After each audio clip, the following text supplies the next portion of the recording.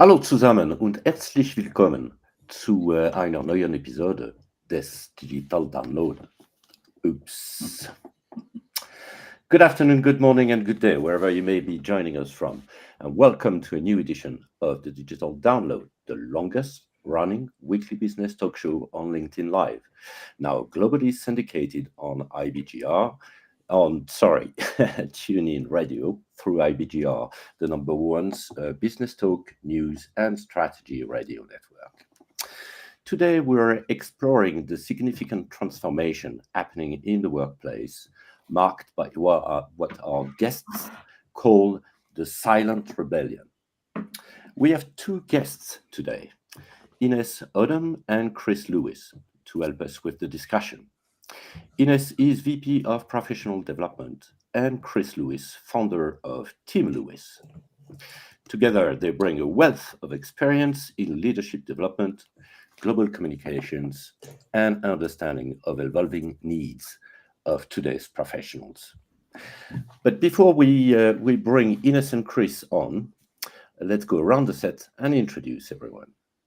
While we're doing that, why don't you in the audience reach out to a friend, ping them, and have them join us? We strive to make the digital download an interactive experience, and audience participation is highly encouraged. Adam, why don't you kick us off? Hello, everybody. I'm Adam Gray. I'm co-founder of DLA Ignite, and I wonder why you introduced the beginning as your joke in Welsh today. A joke. So I'm very much looking forward to the conversation here. This should be a fascinating delve into an important topic. And welcome everybody, and hello to the team. Excellent, thank you, Adam. Tracy. Good morning, everybody. Tracy Borison, founder of TLB Coaching and Events, a proud partner of DLA Ignite. You know what, you guys? It's like 7 a.m. for me, but then I heard it's like 6 a.m. for Inez, so I don't feel like. But I'm kind of tired today. But I'm excited about this Hope Revolution because I believe it's going to bring energy to all of us. So I have my tea with caffeine in it, and I'm ready to go. Excellent. Thank you so much. Tim. Thank you. Yes, welcome everybody. My name's Tim Hughes. I'm the CEO and co-founder of DLA Ignite. And I'm famous for writing the book, Social Selling Techniques to Influence Buyers and Changemakers. I was informed also today by my co-partner, Adam, that I'm famous for other things as well. And one of the other things that I'm famous for is basically advertising other people's books. You are famous for that. Well done. So if you didn't know that Inez and Chris have written, this is their latest book, The Silent Rebellion, Becoming a Modern Leader, through Kogan Page. So you can get it from koganpage.com or from amazon.com or from good booksellers. Advert over. Tim was holding the book for those people listening on radio. Excellent. Well, that's said. This is said now. Okay. And myself, Bertrand Godillot, I am the founder and managing partner of Odysseus & Co., a very proud DLA Ignite partner. But as I said, this week on the Digital Download, we'll speak with Ines Odom and Chris Lewis. Ines' expertise in professional development and Chris' experience in building a global communications agency provide a unique insights into the changing dynamics of leadership. Let's bring them on. Woo! Welcome. Thank you very much. All said. Hello. Excellent. Well, Ines, Chris, thank you so much. Chris, maybe and you both actually could start with having you tell us a little bit about you, your background, and what led you where you are today. Chris, you want to start? Sure. Thanks, Bertrand, and thank you everybody for the opportunity. Inez and I have been working together for quite some time in a foundation, and this foundation is one of the largest employee-directed foundations in the world. And this works insofar as every colleague in the foundation, every colleague in the company has their own budget, $2,000 or euros or pounds to invest in a cause of their own choice, whether this be a cause of the left, cause of the right, cause of the center. We don't care as long as it's a charity, registered charity.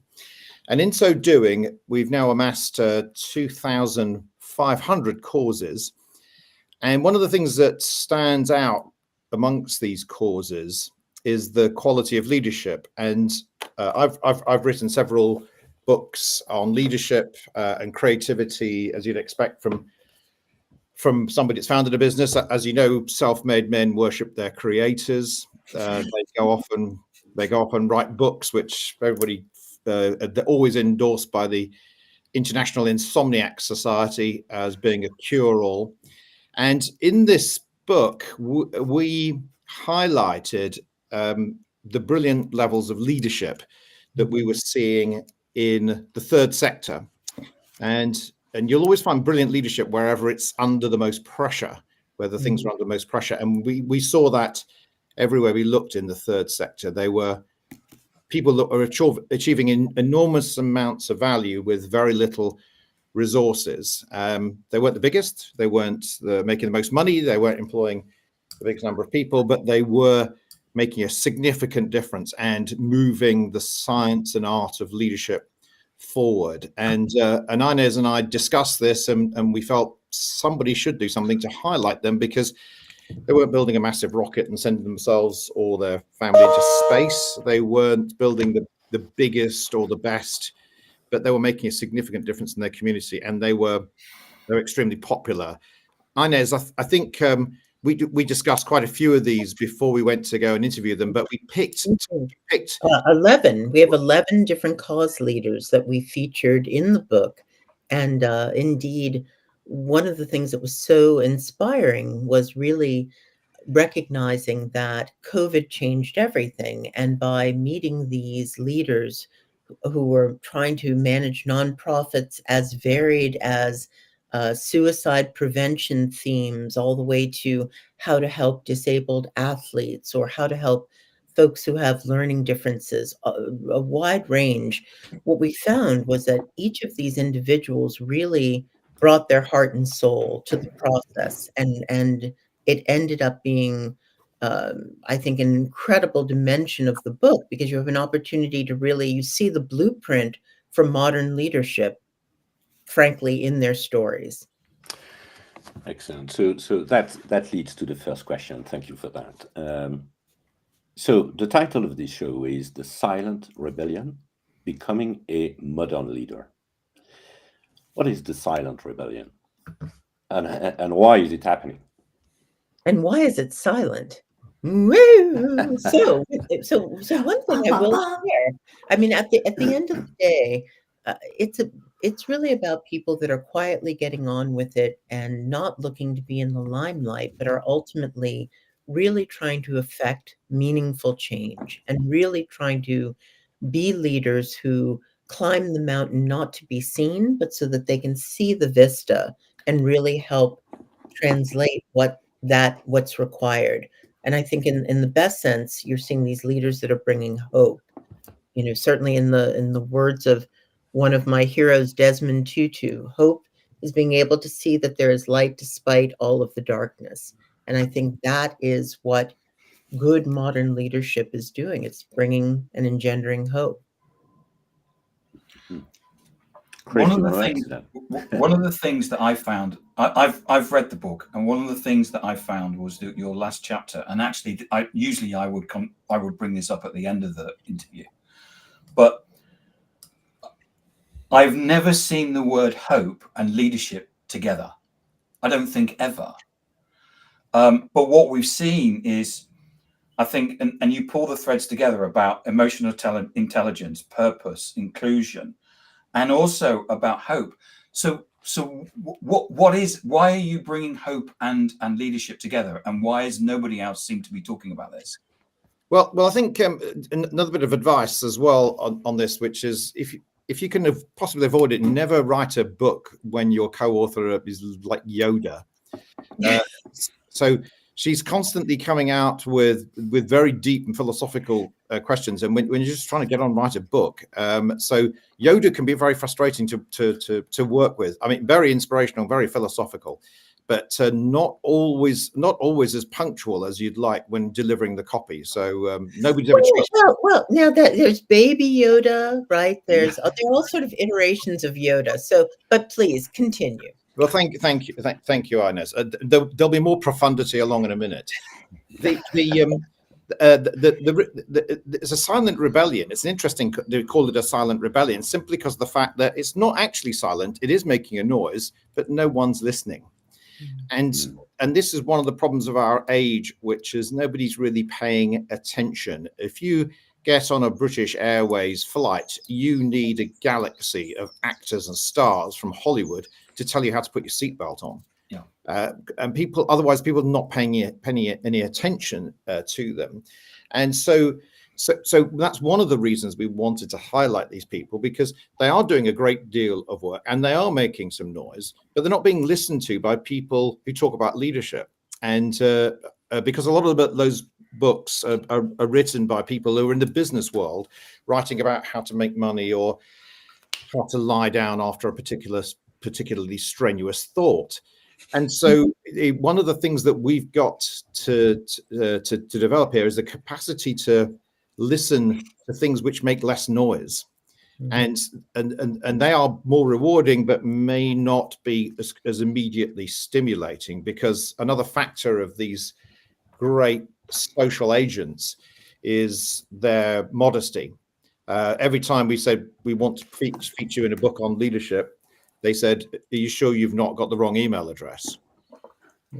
Right. A lot of humility among those that we met with. And in many ways, there are some who they were saying, "I'm not a leader. I'm just getting this done." And then, going, well, in fact, you are a leader. So we were inspired by another great book, which is by Thomas Premuzic, called "Why Do So Many Incompetent Men Become Leaders?"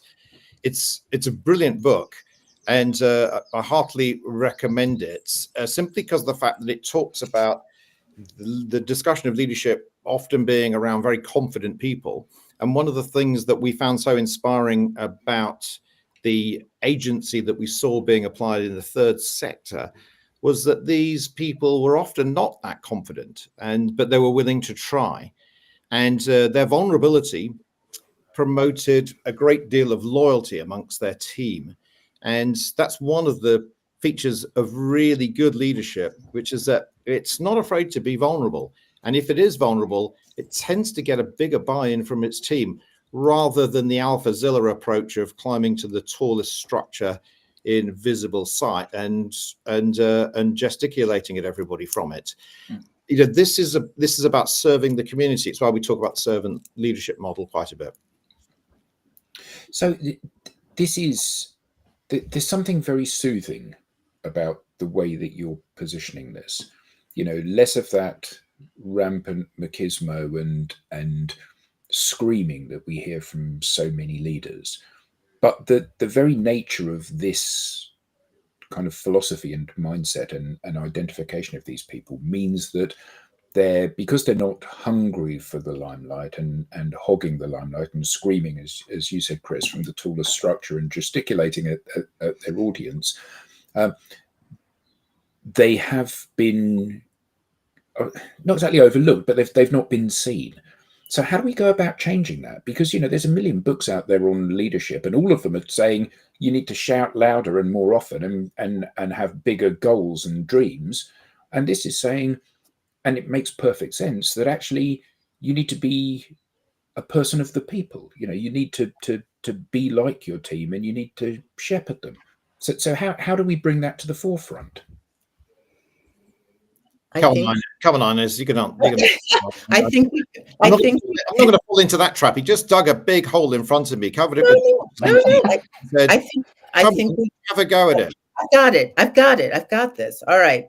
I think we create spaces where people have an opportunity to step in and feel welcome.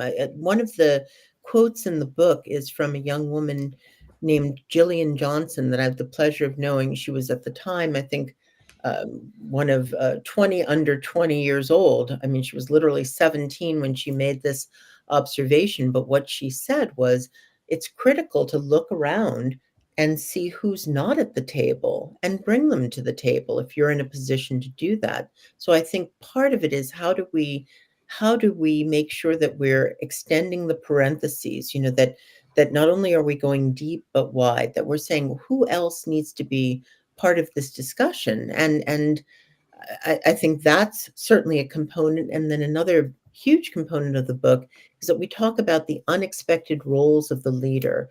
And it's the recognition that for many of us, our first example of leadership were our parents. And how did our parents lead? There are single parent families where that single parent is leading a family and they are in effect a leader. So it's taking some of the traditions of what we've thought of as leadership and really, frankly, reshaping them and remolding them. And so, as we talked about unexpected roles of the leader, everything from being a coach, being a parent, at times you just need to be present and caring and holding space for someone else. You're exhibiting leadership. So it's really, I think it's that fine line of how you can exhibit a quality that amounts to leadership, and you are in fact a leader. In the words of the great Charles de Gaulle, if you are not sat at the table, you are on the menu. And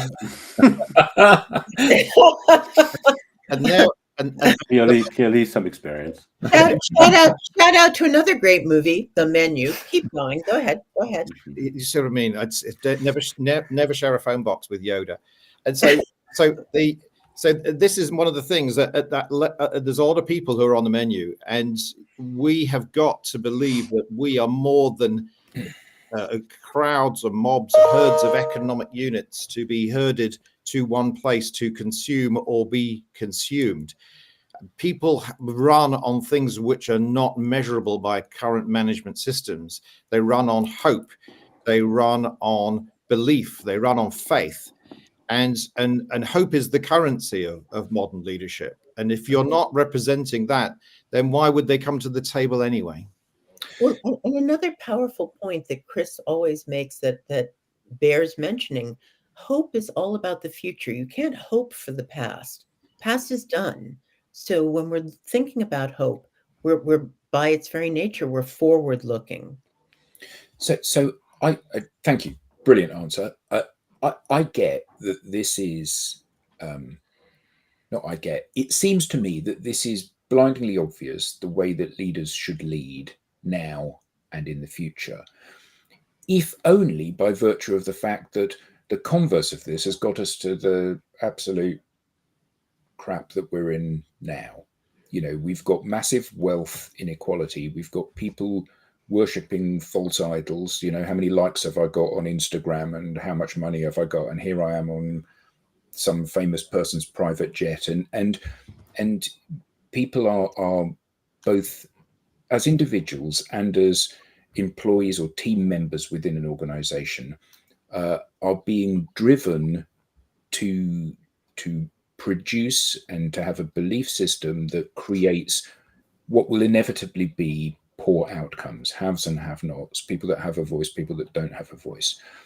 And this seems like a way of injecting wholesomeness into this whole process of leadership, where it isn't the strongest and the most vitriolic that win, but the kindest and the most able to garner true support of the people around them. So how can we move this from being a book that you guys have written into something which becomes a mainstream movement that people start to buy into, where they're not only looking at the bottom line, they're looking at the social and environmental and human impact of their activities as an organization?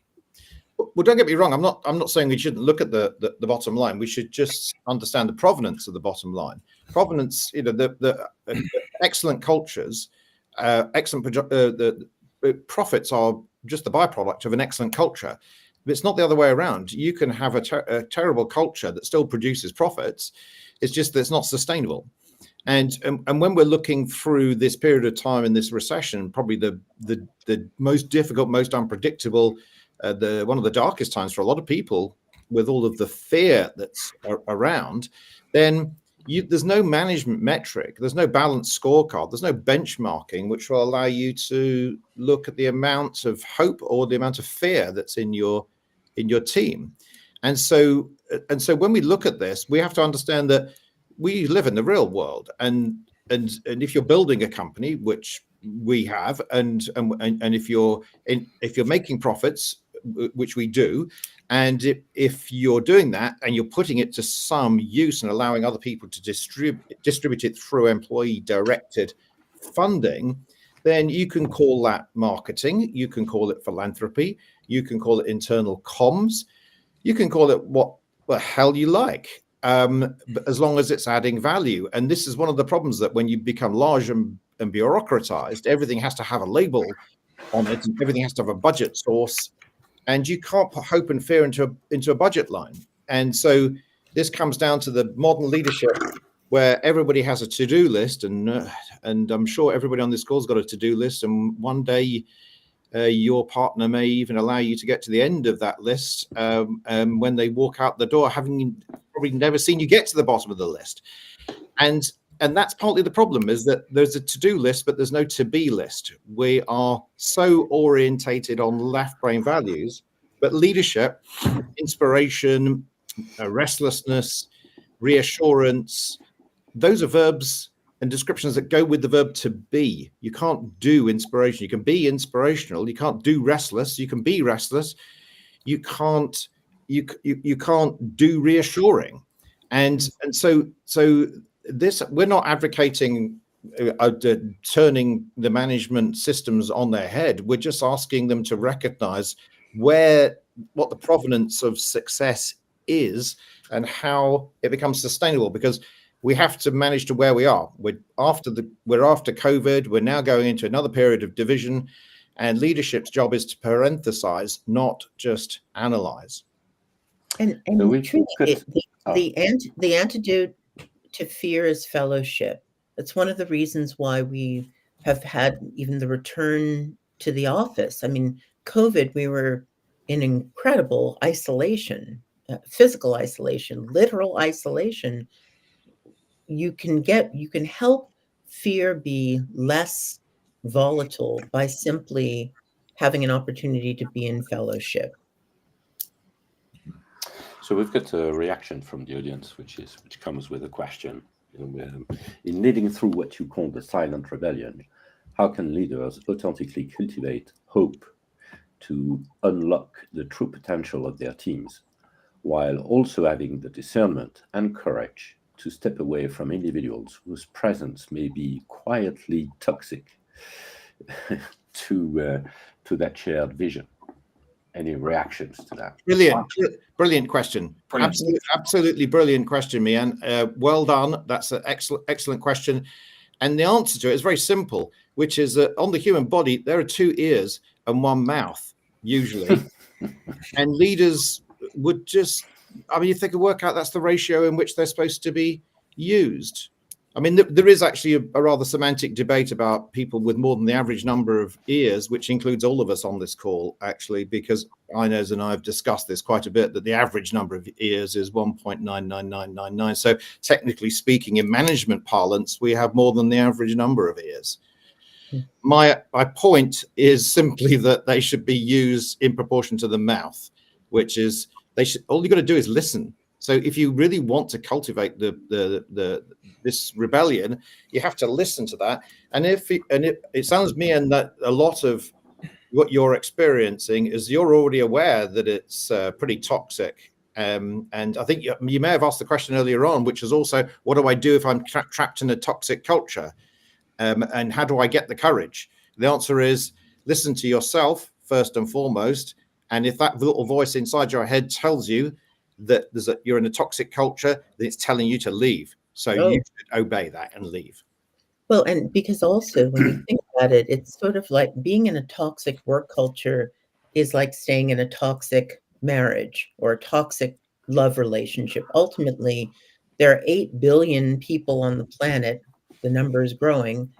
Find someone else, ultimately, or make your own. But there's no reason to stay in something that is ultimately going to not serve you. And in fact, take your gifts and talents and either develop your own or find a place where those gifts and talents will be appreciated. Inez, did we come into the wrong show? This is the marriage guidance counselling show. Oh, sorry. I'm sorry.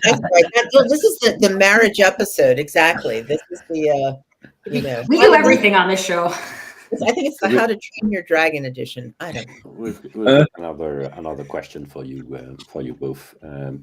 Should a team culture, should a team culture, a sense of togetherness, come before a focus on profit and business growth? I think you partially answered to that question, Chris, but maybe restate. Go for it, Chris. Brilliant question from Louis as well. Another really excellent question. And the two is not either or. They go together. They walk hand in hand like star-crossed lovers across a misty, dewy field.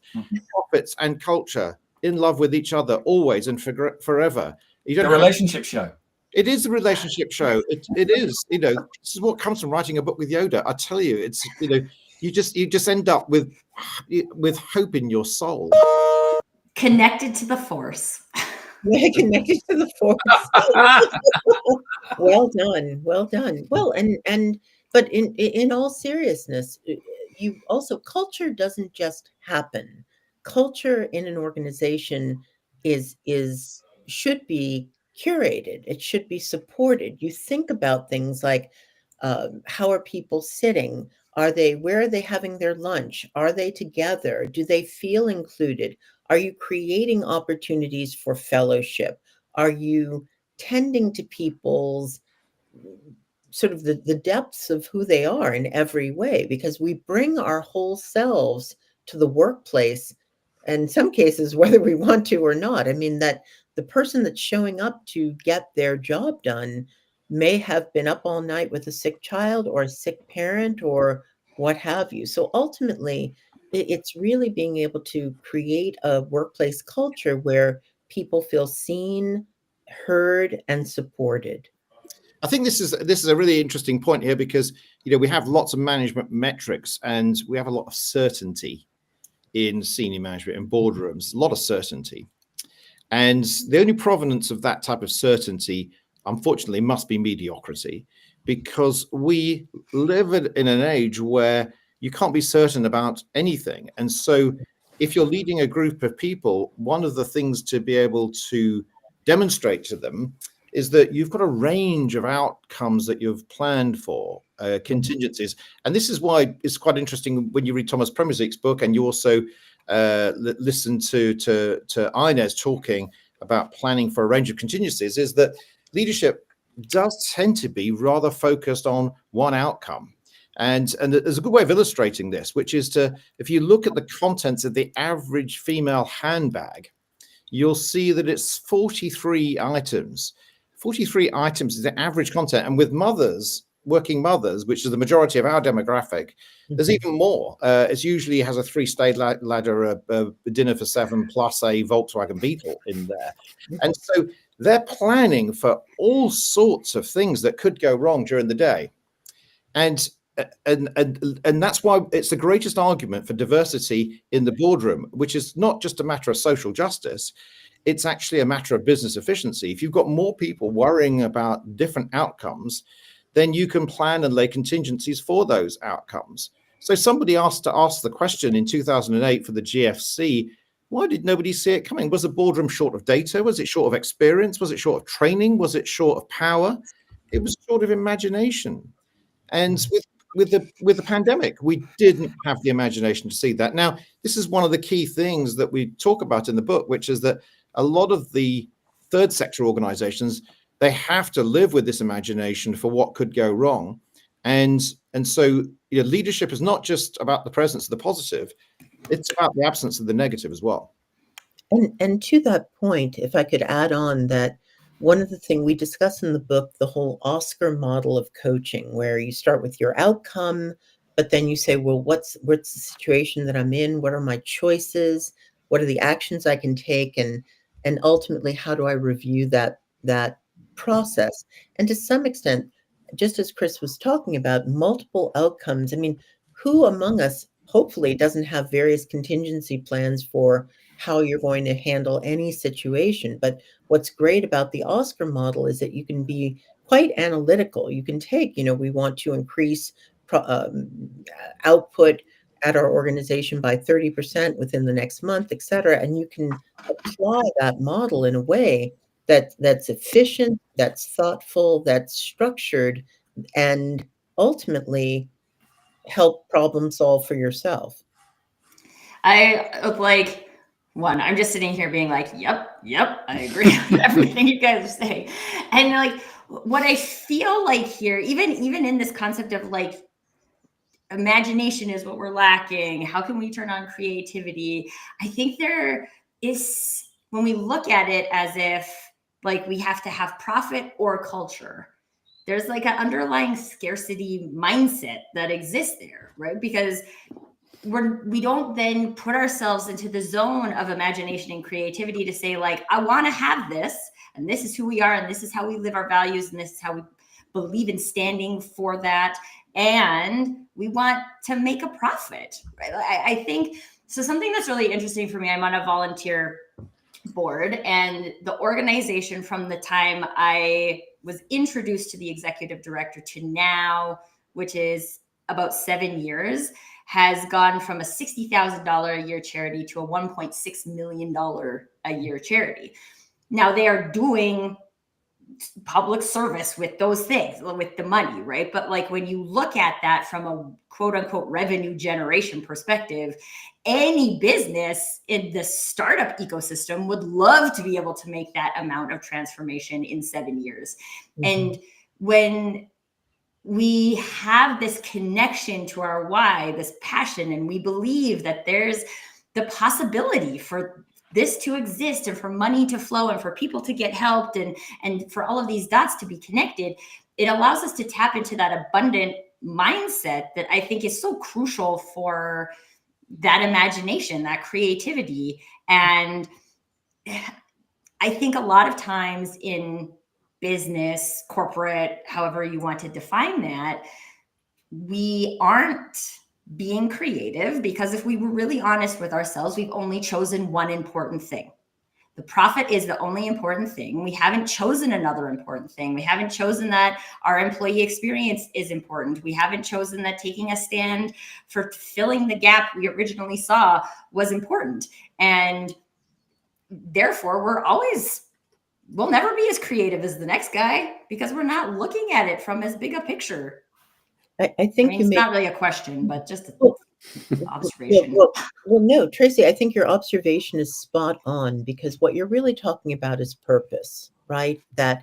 And with the Team Lewis Foundation, that is exactly what we've done, which is that each individual who's working at Team Lewis is given a sum of money to donate to the local charity of their choice. Through that very action, we are affirming what they believe to be purposeful. And ultimately, that makes us a richer community of people in which to operate because we're able to honor and find out more about all of the need that's out there and to see ways to really support these different, very important charities and what they're doing. Yeah, don't get me wrong. We also use the financial incentive because every time somebody directs the money to a charity, we give them the same amount in bonus as well to encourage them to do it again. But what's interesting is that sometimes they take that bonus and they double up what they've given to the cause. And so that leaves them in the same situation as a lot of philanthropists that want to place Solomon. And this is the thing that of all of the things that leadership can be, it's not there to play Solomon. It's there to convene. It's there to bring people together.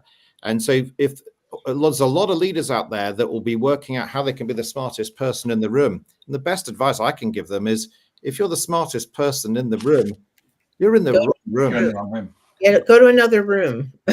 Exactly. This is why I hang out in this room, by the way. I think saying leadership's job is to make everybody else feel like they're the smartest person in the room. That's the idea about it. Leaders speak last. Leaders eat last. It's a principle that should be there. The leadership should be pushing other people forward, because a lot of the stuff that you can't measure is the stuff that people assess leadership on. And if you want any example of that, ask people how they would describe their parents. And chances are they'll only come back with words to describe their parents, which will go with the verb to be, and will describe them as leaders, as in their leadership model. Even if you say, my father was a pain in the ass, then it's still something you can't do. You have to be it. Right. So you talk in the book about that leaders need to be entertainers, therapists, politicians, parents, judges, coaches.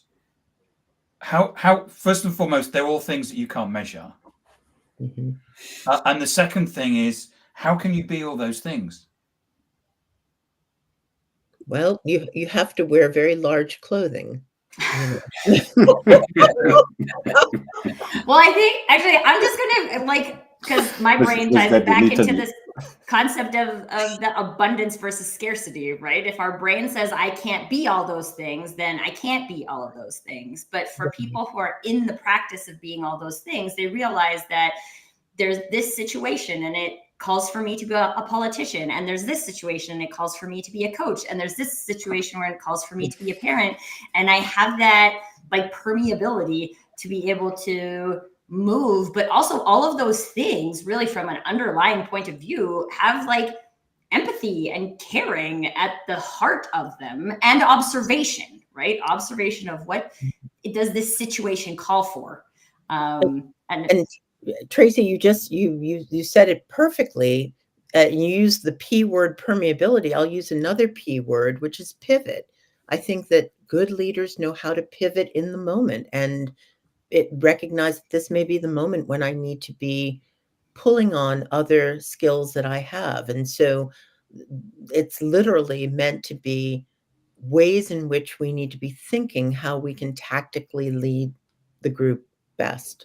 Yeah, I think we've also got to talk about the whole person here, because the whole person comes to the organization, and the whole person can do amazing things. So, I mean, I'm sure there's some parents on this call, and there will have been times when you have been disciplinarian. There will be times when you've been coached. There'll be times when you have been stubborn and dogmatic. You have told entertaining. Entertaining. I've actually never mastered that one. So one of the things I would strongly suggest is that there's a full spectrum of skills in the standard human software version 1. It comes with all sorts of abilities, and the tragic system in our education is that because of standardized testing, GMAT and SAT scores and things like that, we've only learnt to measure one side of it and correlate that with success, and that there's a right answer and it's the back of the book and please don't look. There's more than one right answer, and sometimes a sense of humor, for instance, is something you should take very seriously, and because it indicates judgment, timing, in terms of reference, how relaxed somebody's going to be, how they can defuse a situation. Sense of humor is something that should be taken really seriously, but on no GMAT score or SATs test that I've ever seen has it asked them to make a joke. Tell a joke. Yeah. I love my 7-year-old's jokes, by the way. Also, he explains them all the time, which is doubly entertaining. Yeah, I mean, one of the great funny jokes because of this. Why do so many leaders have bald heads? Because they're always going, "Oh my God." Look how many leaders we have on our call today, folks. How many good leaders we have. Highly good leaders, very conscientious.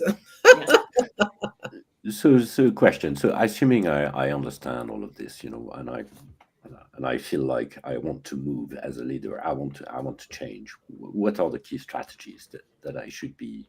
Is there a cookbook? Or is it just left with me and my my experimentations in that direction? No, I think one of the interesting questions to ask somebody, particularly in the area of creative provenance, is where are you, and what are you doing when you get hit with your epiphanies, with your best ideas? The Damascene moment where the bush burns into flames and a big voice comes out of it. If that's happening, by the way, that's not for this session. It's probably for another session. If you get those great moments of inspiration, if you ask people about that, they normally come back with three things. They come back with, I'm not in the office, I'm not with anybody else, I'm often on my own. And then they say something really interesting, which is, I wasn't even trying. And this tells you that the most powerful motivating moments come from within people, provided they're prepared to embrace a bit of solitude, switch everything off, and wait for the inner voice to pop up and say, do you know what, you should do this. And that is an untapped resource. And in 30 years of asking the question from a creative point of view, there are many people who will tell you different things about where the moment happens. Sometimes it's in the bathroom, sometimes it's in the gym, sometimes it's walking the dog, sometimes it's driving the car, sometimes it's waking up in the morning, sometimes it's last thing at night. But nobody ever describes a situation where I don't have any good ideas. Mm-hmm. And Bertrand, based on what you said, one of the things that really comes up is this notion of competence follows preference. We get good at what we like doing. And so in many ways, if someone is trying to cultivate their leadership, they should be reading books, they should be listening to podcasts, they should be looking at those people whose leadership styles they admire, and frankly, deconstructing it. What is it about that individual that I find, effective, what have you, and then ideally adopting those things and discarding what doesn't seem to work. It's so funny because I'm pretty sure I've used the exact same example. So I'm a marketer and I use that same example in marketing, right? Like if I could tell you to go be on Instagram, but if you don't like being on Instagram, your confidence is never going to be the way if you like having conversations with people in person and you go find ways to have conversations with people in person.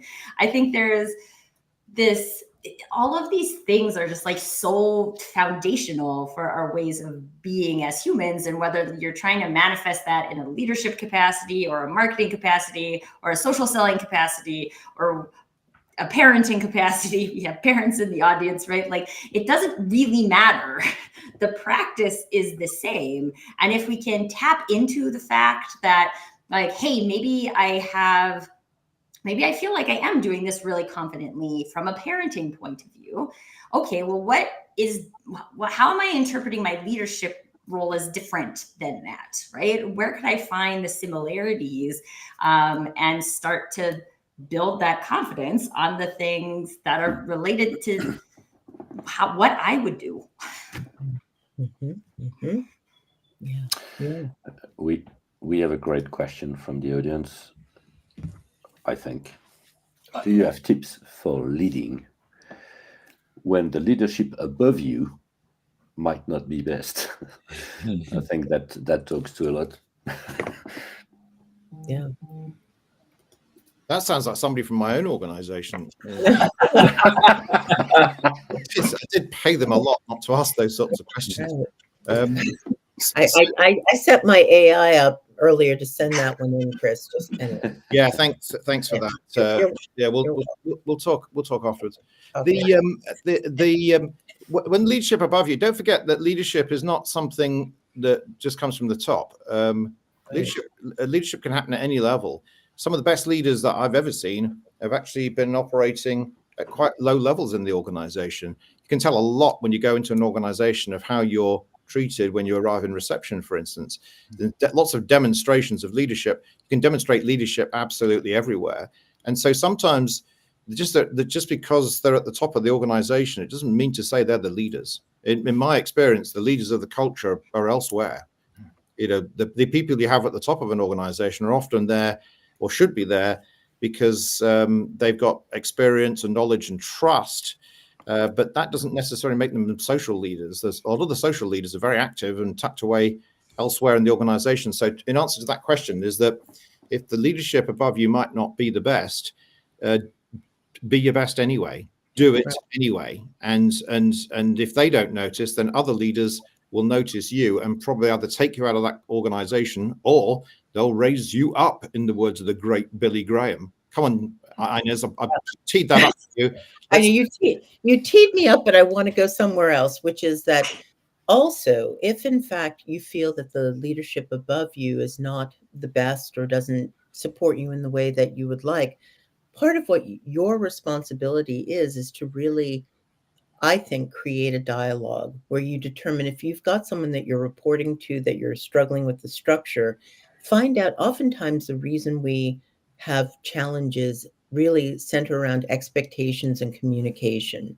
So make sure that you're finding out what are the ways in which maybe this person wants to receive communication. How do you work with them? How do you make sure that you're meeting them where they are? And similarly, if there are things that you feel you need to be more successful, making sure you're translating and or sharing that with them as well. Do you know what? I've changed my mind about Inez. I think she's all right after all. Do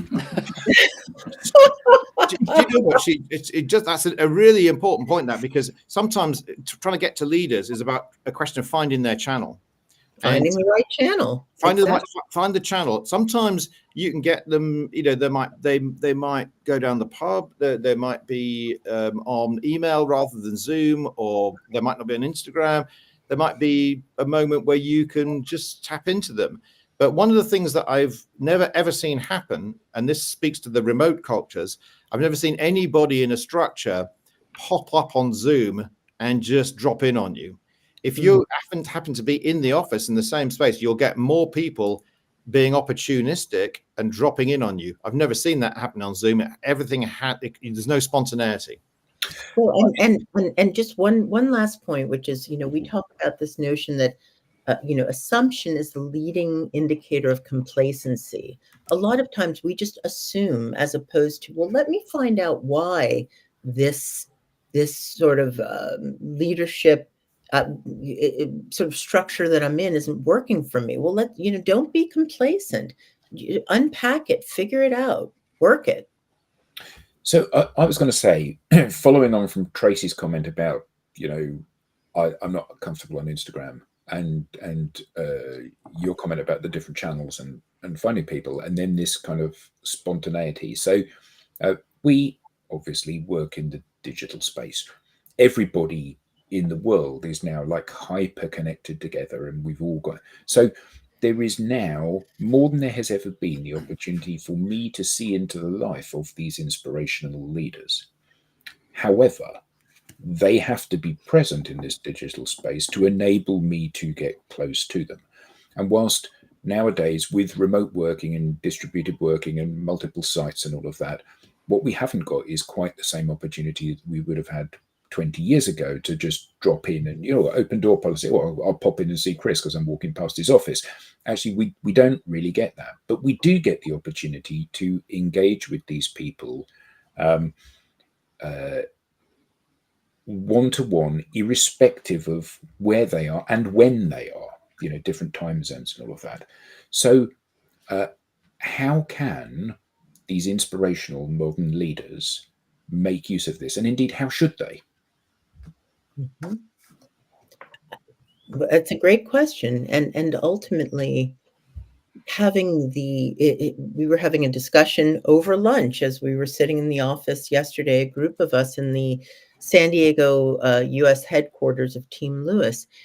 And we recognized that being in fellowship is so important. But to your point, how do you have that kind of authentic drop-in moment, or that authentic way to sort of find someone if you're finding them so sort of through social media? At the end of the day, that was exactly why we wrote the book, because in the book, these are people that the various leaders that we highlight are not people whose stories you would normally find on Instagram or who are somehow accessible in some other way. So by creating what we called a living book. The book is replete with QR codes because we also realize that sadly we live in an age where people don't read as much. So what we really wanted to do was figure out ways to take these stories and allow people to engage literally on through various media, videos, podcasts, etc., to get access to the inner workings of who these individuals are and having them tell their own stories. So my advice is that if there is, because the people who are out there being highly conspicuous as leaders may not be the ones you want to emulate. Absolutely. Yet if you find someone who is a leader that you admire, or we now live in an age where you can direct message them and they might just message you back. And so I think it's a matter of using channels like LinkedIn, etc., to get to those people that you admire and to say, I admire you. Might I have 30 minutes of your time on Zoom? Nothing. Exactly right. And actually, you can spend a lot of time trying to increase the surface area of contact digitally. But to be honest, of all the people I've ever worked with, the last thing they want to do is increase the surface area of contact with authority. That's the last thing they want to do. It's really not. They're not thinking, how can I spend more time with the people that lead the organization? What our principle is that if you encourage them to talk to other leaders, and those other leaders, they can draw water from any well. We don't care where they draw leadership skills from. In fact, there are better examples of leadership in the third sector that they might find more interesting. And particularly the younger you get in the structures, the more you find cause being central to what they're interested in. And so this is one of those things where you don't have to come to me for the source of the light. The light is all around you. There's 1,000 candle points in the darkness. And I don't care which one of those you go to, as long as you're drawn to those, because it is dark out there. And there's a lot of people who are cursing the dark. And that our message is there's also a lot of people that are lighting the candle. So, don't curse the dark, light the candle. Brilliant. Exactly. Excellent. This is far too short. I'm sure we can have gone for another hour, but we've got to call it an end. Unfortunately, Chris, Ines, thank you so much. Yeah. That was really great. Where can we learn more? How can we get in touch with you? Well, Inez is appearing in the next Star Wars. Exactly. Yeah. Yoda rocks a scarf is the title, but yeah, and I've been booked for the whole summer season by the British Insomnia Society for a reason that they won't tell me. So I'm doing the entire season there as a redcoat at the Insomnia Away Day group there. So, yes. Or one can go to Amazon and buy the book, The Silent Rebellion: Becoming a Modern Leader, or follow the Team Lewis Foundation on Instagram, or you can also just check us out at teamlewis.com for all those good things too. Excellent. Thank you. Thank you. We now have a newsletter. Don't miss an episode. Get the show insights, highlights, and beyond the show insights. And reminders, of course, of upcoming episodes. You may scan the QR code on screen or visit us at digitaldownload.live/newsletter. On behalf of the panelists who are guests today and to our audience, very participated on the audience today. Thank you all, and see you.